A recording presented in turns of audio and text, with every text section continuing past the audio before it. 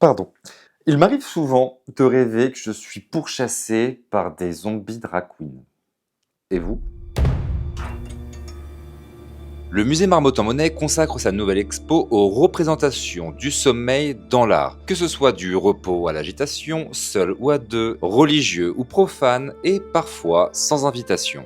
Et il y a une section qui m'intéresse tout particulièrement, celle du monde intérieur, où on peut laisser libre cours à notre imagination, que ce soit par l'ombre ou la lumière.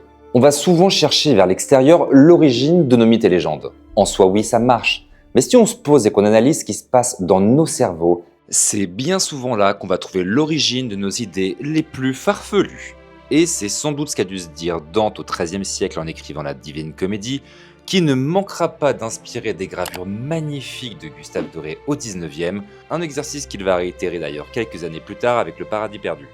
Victor Hugo, l'explorateur de l'inconnu, ne faisait pas que discuter avec Jésus pendant de longues séances de spiritisme, il donnait aussi vie à ses songes en réalisant des encres sur papier, aujourd'hui encore bien trop méconnues à mon goût.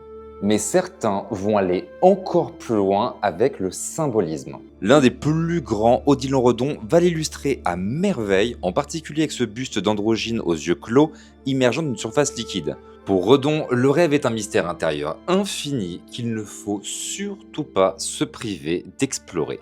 Mais si la couleur c'est pas votre truc et que vous êtes plutôt familier des visions cauchemardesques, bah déjà, c'est pas moi qui vous jugerai, et deux, une armée d'illustrateurs et graveurs s'en sont donnés à cœur joie. Granville, le maître des métamorphoses oniriques, s'est amusé à changer le réel en fiction pour nous offrir les schémas de ces mutations.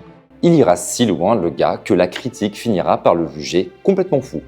Et enfin, l'allemand Max Klinger et l'autrichien Alfred Kubin compteront parmi les artistes les plus fascinants de cette époque. Kubin a exploré le rêve via l'étrange familier, alors que Klinger a précédé l'événement de l'étude scientifique de la psyché, annonçant d'ailleurs des théories que Freud mettra en lumière quelques années plus tard. Avec l'exploration du sommeil vu de l'intérieur, on sort d'un voyeurisme passif et de l'incarnation possible de l'absence de consentement pour aller vers un monde sans barrière et un univers sans limite tangible. Et qu'est-ce que ça fait du bien? Et ce qui me régale encore plus, c'est que ces univers se retrouvent encore dans la création artistique aujourd'hui. Je pense notamment à l'univers liminal qui hante le web depuis une bonne dizaine d'années, avec des visions numériques assez familières pour attirer notre attention, mais flirtant suffisamment avec l'étrange pour nous hanter. Et si comme moi, le sommeil et le rêve vous intriguent, je vous donne rendez-vous au musée Marmottan-Monet jusqu'au 1er mars.